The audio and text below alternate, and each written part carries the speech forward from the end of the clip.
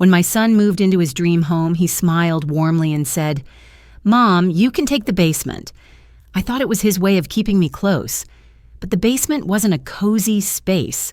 It was damp, dark, and felt more like a storage room than a home. I smiled and said nothing, because what they didn't know was far more powerful. That house, it wasn't just theirs. On the day of their big housewarming, I planned to move out of the basement and take them right out of the house with me. My name is Margaret. I'm 64 years old, a widow for nearly a decade now, and for most of my life I've been defined by my role as Ethan's mother. Raising him on my own wasn't easy, but I never once thought of it as a burden. Every extra shift I took, every vacation I skipped, every holiday meal I spent alone while he studied or worked, it was all worth it, or so I believed. After my husband passed, I moved into a small house on the edge of town. It wasn't much, just 2 bedrooms, a little garden I tended every morning, and a kitchen where I kept baking the pies Ethan used to love. It was quiet. Sometimes too quiet, but it was mine. I had my routine: coffee at 7, grocery run on Thursdays, church on Sundays. Then, one bright spring afternoon, Ethan called. His voice was full of excitement. "Mom, we finally closed on the new house. It's bigger, closer to the kids' school, and there's plenty of space for everyone. We'd love for you to move in. It'll be easier for you and for us. You can help with the kids, and you won't have to worry about living alone anymore." I could almost hear my heart swell. For years, I'd quietly wished for more time with my grandchildren. This invitation felt like a bridge back into the center of family life. I didn't hesitate. "Of course, sweetheart. I'd love that." Hope rose inside me like the first warm day after winter, pulling me out of the quiet routine I'd settled into. When moving day arrived, I packed my life into boxes: old photo albums, hand-knitted blankets, my well-worn recipe cards. Each item felt like a thread connecting me to the life I'd built and to the people I'd loved. Ethan came to pick me up in a moving van, chatting about how perfect the new house was for everyone. When we pulled into the driveway, I saw the house for the first time. It was beautiful. White siding, big windows, a wraparound porch. I could picture the kids running around the yard, Sophie waving from the kitchen window. I smiled, thinking, this is where I belong. Ethan helped me carry the boxes inside. As we passed through the gleaming front hallway, I couldn't help but notice the furniture already perfectly arranged, the walls decorated with family portraits, none of which included me. "Your room's all set up," Ethan said, leading me toward the back staircase. We went down to the basement. It was clean enough. A single bed against the wall, a small dresser, and a rug on the concrete floor. No windows, just one dim ceiling light. The air felt a little damp. Ethan gestured around with a proud smile. "You've got privacy down here, your own bathroom even, and you can come upstairs whenever you want." I forced a smile. "It's cozy." Inside, my heart dipped slightly. I told myself it was temporary, that they'd probably plan to fix it up more once I settled in. After all, this was family. That evening, they hosted a small housewarming dinner. Sophie cooked pasta, the smell drifting down to the basement. I dressed in a nice blouse, thinking we'd all eat together. But when I came upstairs, the dining table was full: Ethan, Sophie, the kids, and Sophie's parents. No extra place setting. "Oh, Mom," Ethan said, glancing up. "We thought you might like to have your dinner in your space. You know, to relax after the move. Sophie made you a plate." He handed me a dish wrapped in foil. I carried it back down to the basement, my footsteps heavy. Sitting at the small folding table, I ate alone, listening to the muffled laughter and clinking glasses upstairs. Over the next few days, I noticed little things. Sophie would say, "It's so nice you have your own space, Margaret. The kids can have the upstairs to themselves." Or Ethan would mention how I must enjoy not having to deal with the noise. Each comment was framed as kindness, but it felt like a wall being built, brick by brick. I reminded myself this was new for everyone, that it would take time to adjust. But deep down, Something in my chest tightened. The hope I'd felt was still there, but it flickered, a little dimmer each day. The first week in the basement felt like an adjustment period. I told myself it was just a matter of getting used to a new home. But by the second week, subtle changes became patterns I couldn't ignore. One morning, I came upstairs early to make breakfast for the kids, just like I used to when Ethan was little. I had scrambled eggs halfway done when Sophie walked in. Her smile was polite but thin. "Oh, Margaret," she said lightly. "I didn't realize you'd be cooking this morning. I usually make breakfast for everyone. Maybe we can set up a little schedule? That way the kitchen doesn't get too crowded." "A schedule?" I repeated, startled. "Just so everyone knows when the space is free," she replied, already pulling a planner off the counter. "How about you use the kitchen Tuesdays and Thursdays for breakfast? That way I can keep things running smoothly the rest of the week." I felt my cheeks warm, but I nodded. "Sure, if that's easier for you." It wasn't just the kitchen. A few days later, I came upstairs to watch TV with the kids. They were in the living room, cartoons playing, Sophie folding laundry. "Hey, Grandma," the kids greeted me warmly. But Sophie stood quickly. "Actually, we were just about to start quiet time. The kids need to settle down before dinner. Maybe you could watch your shows in your space. We can plan a movie night together another time." My space. The words landed like a quiet echo in my chest. Within 2 weeks, there was an actual chart taped to the fridge. Kitchen usage, living room time. My name was written neatly in 2 or 3 small boxes a week. At first, I tried to laugh it off. Sophie was organized. Maybe this was her way of keeping order. But one afternoon, while bringing laundry upstairs, I overheard her on the phone.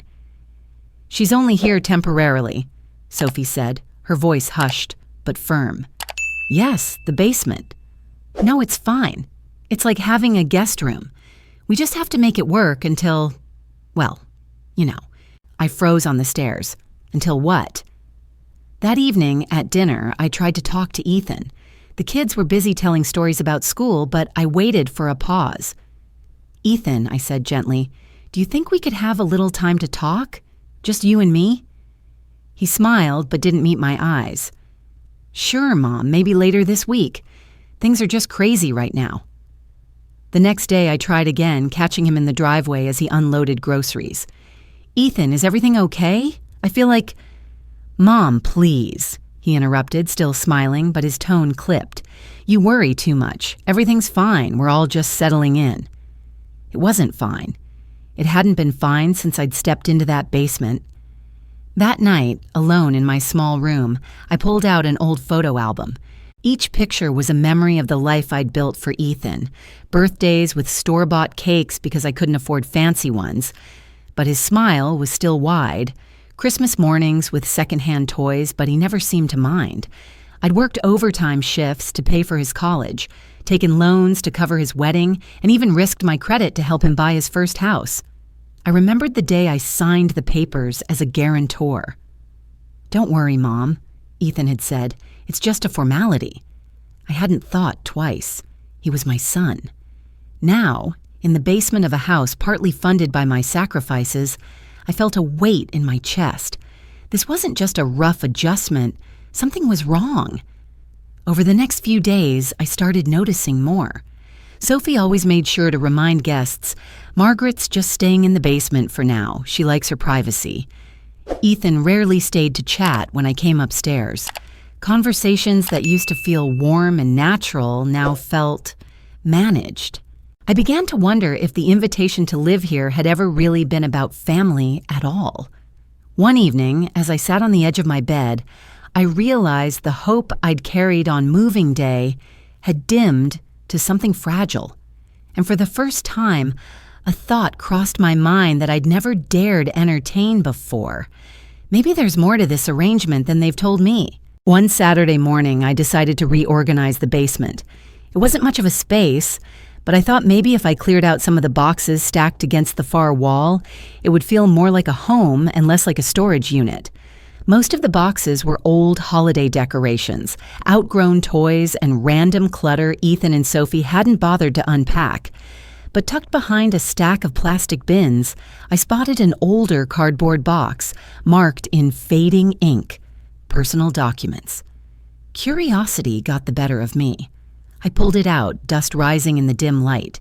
Inside were neatly stacked folders, tax forms, old bank statements, and then, at the bottom, a thick envelope with my name written in my own handwriting. My heart thudded. I hadn't seen these papers in years. I opened the envelope. Inside were the documents from the purchase of Ethan's first house, loan agreements, bank statements, and there it was, my signature on the guarantor line. I stared at the paper, remembering how quickly I'd signed when Ethan had asked. Back then, he'd promised it was just to help the process move along.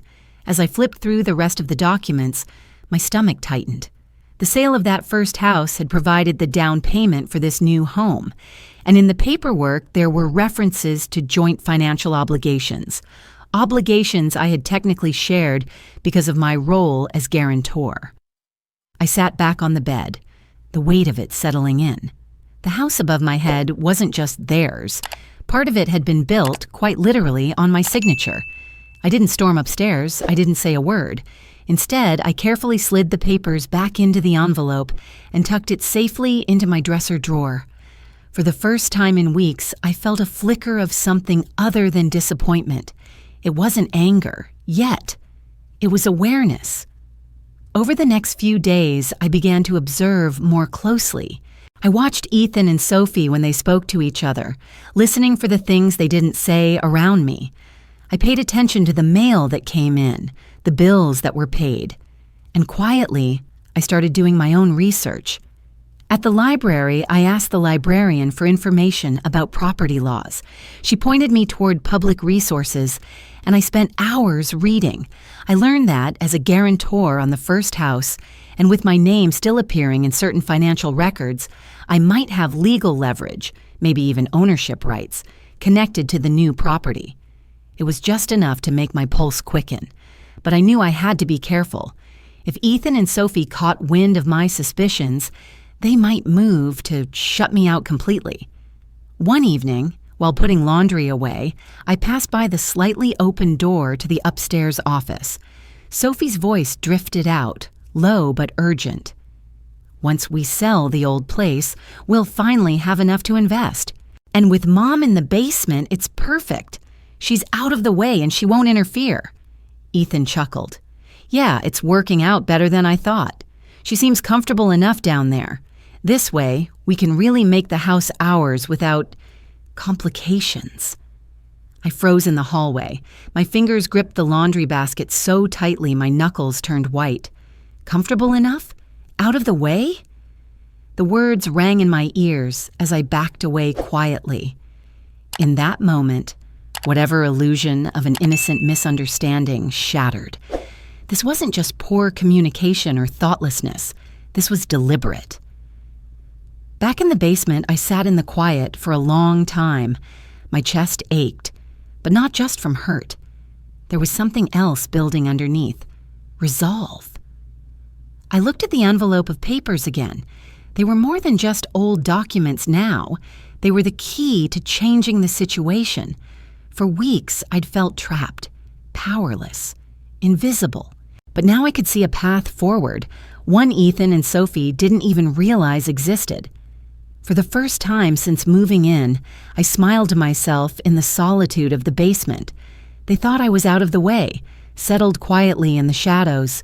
But the truth was, I had just stepped into the light of understanding. I decided to keep everything to myself.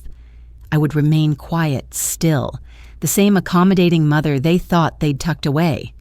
Meanwhile, I'd continue to gather the information I needed piece by piece until the time was right. And in the privacy of my mind, I made a silent promise. The next time I moved out of the basement, I wouldn't just be changing rooms.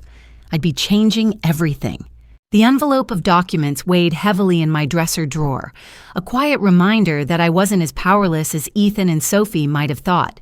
But paper alone wouldn't be enough. I needed clarity.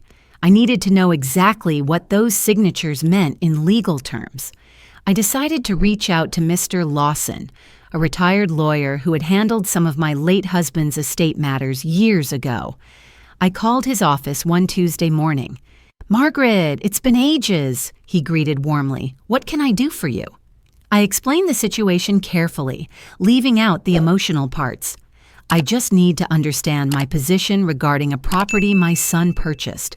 I was the guarantor on the loan for his first home, and part of the proceeds were used for his current house. My name still appears on certain documents." "Bring everything you have," he said without hesitation. "We'll go through it together." That Friday, I took the bus to his office downtown. It felt strange, almost secretive, walking in with the envelope clutched to my chest. We spread the papers across his desk. He read in silence, occasionally adjusting his glasses, making notes. After nearly an hour, he leaned back. "Margaret, do you realize what this means?" I shook my head, my palms sweating. "Because of the way these transactions were structured and your signature on the guarantor line, there's a clause here, right here, that stipulates you retain a legal interest in the equity of the property purchased with the proceeds. That includes this current home." I stared at the line of text he pointed to, my breath catching. He continued, "And here's the surprising part. If you chose to assert your rights, you could claim a controlling interest in this property, potentially even have the title transferred solely to you, pending a court order. It wouldn't be contested easily, especially since your contribution and liability are documented." I blinked at him, stunned. "You're saying I could own the house?" He nodded slowly. "Yes, legally, you have the leverage. But Margaret, this isn't just paperwork, it's family. You'll need to decide what outcome you want." I left the office with my mind spinning. The house I'd been banished to the basement of was, by law, potentially mine. It was a revelation so sharp, it felt almost unreal.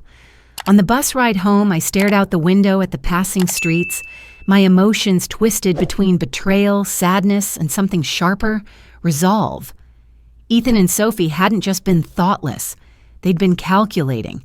They'd placed me in that basement to keep me out of the way while securing the upstairs for themselves. By the time I reached home, I'd made a decision. I wouldn't confront them in anger, not yet. Instead, I would play the part they expected, the quiet, grateful mother living comfortably downstairs. In the weeks that followed, I carried on as if nothing had changed. I attended family dinners when invited, kept to my schedule for the kitchen, and smiled through small talk. But in the privacy of my room, I gathered what I needed. I organized every document into a neat binder, labeled and ready. I even asked Mr. Lawson to draft the necessary paperwork in case I chose to execute my rights.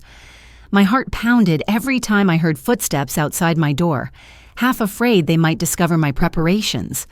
More than once, I nearly slipped. Once when Sophie mentioned they were thinking of refinancing. Another time when Ethan asked if I was comfortable. I smiled and deflected, the words heavy in my throat. The tension became my constant companion, but so did a strange calm. I had a plan now. I wasn't reacting anymore. I was preparing. And then came the perfect opportunity, the housewarming party. Sophie announced it at dinner one evening, her voice bright. "We're inviting the whole family, friends, neighbors. It's going to be a big celebration of our new home." I nodded, keeping my expression neutral. "That sounds lovely. How can I help?" She waved a hand. "Oh, don't worry about it, Margaret. You just relax. You're our guest of honor, too." I nearly smiled at that. A guest of honor tucked away in the basement. As the date approached, I kept my routine normal. I baked cookies for the kids. I helped Sophie with errands when asked. I even offered to watch the children so they could finalize party preparations. All the while, my binder of documents sat ready in my dresser drawer, the weight of it a silent promise. In the quiet nights before the party, I lay awake sometimes, wondering if I'd be discovered before I could act. What if Ethan stumbled on the papers? What if Sophie grew suspicious? But each morning, I reminded myself to stay calm. The key was timing. And I knew that in just a few days, the timing would be perfect. The day of the housewarming party arrived, bright and clear.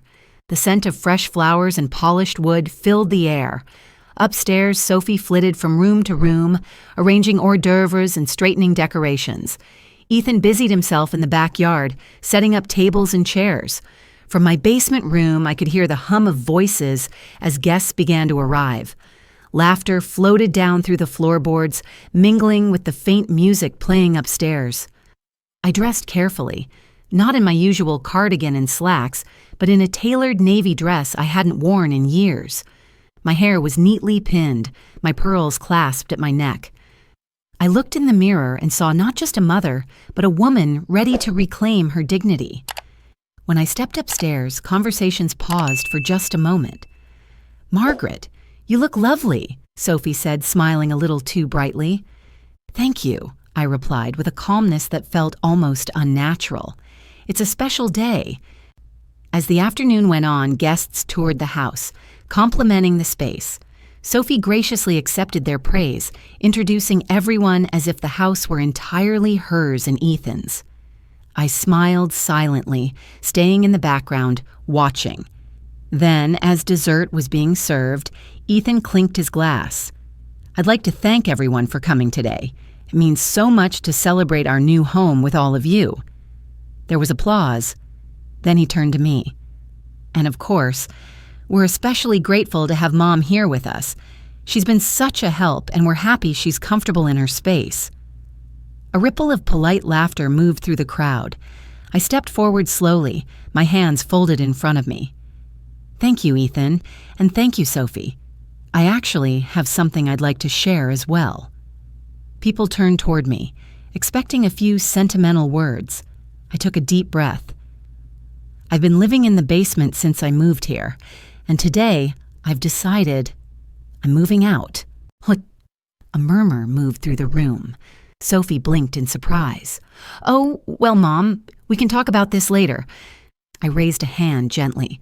"I'm not just moving out of the basement. Ethan, Sophie, you're moving out of the house." The room went silent. Glasses froze midway to lips. Ethan laughed nervously. "Mom, what are you talking about?" I reached into my handbag and pulled out the binder of documents. "This house was purchased with the proceeds from your first home, the one I guaranteed the loan for, my signature, my liability, and as it turns out, my legal interest. According to the law, I have the right to claim controlling ownership of this property." I opened the binder, turning it to face the guests, to face Ethan and Sophie. "These are the documents proving my claim, and as of last week, with the help of my attorney, the title has been transferred into my name." Gasps rippled through the room. "That's ridiculous," Sophie said sharply, stepping forward. "This is our home. It was our home," I said evenly. "Now it's mine." At that moment, the front door opened and Mr. Lawson stepped in, holding a folder. "Afternoon," he greeted calmly. "I believe we're discussing the ownership of this property." Ethan's face went pale. "You brought a lawyer here? Today?" "Of course," I replied. "I wanted there to be no confusion." Mr. Lawson stepped forward. "As of the filing date, the deed has been transferred to Margaret Lewis. She is the sole legal owner. Ethan and Sophie, you no longer have any legal claim to the property." The silence that followed was thick, almost heavy. Sophie's mouth opened, then closed again. Ethan looked like he'd been struck. Guests exchanged awkward glances. Some looked shocked, others quietly satisfied. "This is insane," Sophie muttered, her voice trembling. "We've built our life here." "You built it on my sacrifices," I said quietly but firmly. "On my name, my credit, my support, and in return, you put me in the basement. You made me feel like a guest in a home that wouldn't exist without me. I don't want revenge, Sophie. I want respect, and I won't live beneath people who don't value me." Ethan's shoulders slumped. He looked at me, truly looked at me, maybe for the first time in years. Mom, I didn't mean for it to be like this. It doesn't matter what you meant, I said softly. It matters what you did. The tension broke when someone at the back of the room cleared their throat. Well, I guess that's that, a relative muttered. A few others began murmuring goodbyes, excusing themselves from the now awkward gathering. Mr. Lawson handed Ethan and Sophie an envelope. You have 30 days to make other arrangements. Margaret has agreed to allow you that time. I stood quietly, holding my binder as my son and his wife processed the reality. My heart ached. This wasn't the outcome I'd ever wanted when I agreed to move in, but it was the one I'd been driven to. As the last guests left, the house felt different, lighter, quieter. I stepped toward the staircase, looking down toward the basement. For the first time, I realized I didn't have to go back down there ever again. I turned toward the living room, sunlight pouring through the wide windows. This house was mine now, not just in name, but in dignity. The days after the housewarming party passed in an uneasy quiet. Ethan and Sophie spoke little to me, but I noticed the way they avoided eye contact, the way they spoke to each other in hushed tones. There was no more pretense. The basement door stayed closed. Within a week, they began packing. Boxes stacked in the hallway, the same way they had when I first moved in. This time, though, it wasn't my life being packed away. It was theirs. On the morning they left, Ethan stood in the living room holding a suitcase. His shoulders looked heavier than I'd ever seen them. Sophie stood beside him, tense but composed, the children holding onto her hands. "Mom," Ethan said quietly, I don't know what to say. I looked at him for a long moment. "There's nothing to say right now, Ethan. Just take care of your family. That's what matters." He nodded, his jaw tight, and turned toward the door. Sophie offered a brief, stiff goodbye, then guided the kids outside. I bent down and hugged my grandchildren, holding them just a moment longer than necessary. As the car pulled out of the driveway, I felt a strange mixture of sadness and relief. The house was quiet again, but it wasn't the heavy, suffocating quiet of the basement. It was a peaceful kind of silence. I spent the next week reorganizing. The basement became storage again, the upstairs filled with light and air. For the first time in months, I could walk through the kitchen without checking a schedule taped to the fridge. I brewed coffee in the mornings and drank it by the big window in the living room, watching the sunlight shift across the floor. It didn't take long for me to realize the house was too big for just me. I decided to rent out the upstairs guest room. A kind young couple moved in, polite and respectful, paying rent on time. The extra income was more than enough to cover my expenses, and for the first time in years, I felt financially secure. One evening, as I balanced my checkbook, I paused. My eyes drifted to a photo of my grandchildren on the bookshelf. They hadn't asked for any of this. None of what happened was their fault. That's when the idea came to me. I called Mr. Lawson the next day. "I want to set up a small scholarship fund," I told him, "for my grandchildren. I don't want Ethan or Sophie to have access to it, but I want the kids to have opportunities, education, experiences, whatever they need when they're older." He smiled on the other end of the line. "That's a generous idea, Margaret. I'll help you set it up." In the weeks that followed, the plan came together. A portion of the rental income went into the fund every month. Quietly, steadily, it grew, just like the love I still carried for my grandchildren. Life settled into a rhythm. The house no longer felt like a place where I was staying. It felt like home. I planted flowers in the garden, baked pies in the kitchen without permission, and hosted a small tea gathering for old friends in the living room. Sometimes I thought about Ethan and Sophie. I didn't know what their lives looked like now, and I didn't dwell on it. I had given them a lifetime of support, and in return, they had shown me the importance of boundaries. On a quiet Sunday afternoon, I sat in the living room, sunlight spilling through the wide windows. A cup of tea steamed on the coffee table, and the hum of the neighborhood drifted in from outside. I thought about the journey that had brought me here. From the moment Ethan had invited me into the basement to this moment, sitting in the heart of the house as its rightful owner. It hadn't been the reunion I'd imagined when I first moved in, but it had been necessary. And in the end, I had reclaimed not just a home, but my self-respect. I realized something then. Love isn't about how much you give without question. It's about giving with clarity, with boundaries, so that you don't lose yourself in the process. I took a deep breath, letting the sunlight warm my face. The house was quiet, peaceful, and truly mine. For the first time in a long time, I felt completely free.